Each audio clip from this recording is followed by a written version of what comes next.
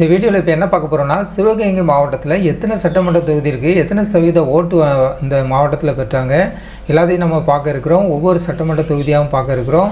வாங்க வீடியோக்குள்ளே போகலாம். நம்ம பார்த்துட்டு இருக்கிறது சிவகங்கை மாவட்டம். சிவகங்கை மாவட்டத்தில் 4 சட்டமன்ற தொகுதி இருக்குது.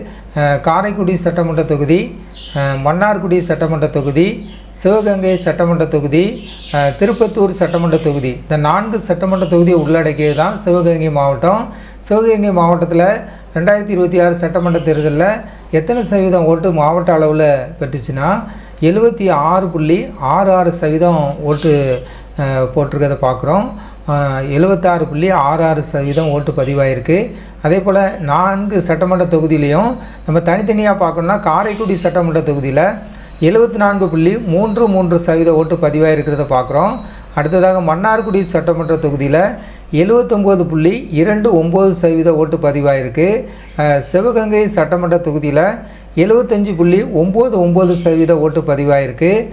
அடுத்ததாக திருப்பத்தூர் சட்டமன்ற தொகுதியில் 77.45% ஓட்டு பதிவாயிருக்கிறத பார்க்குறோம்.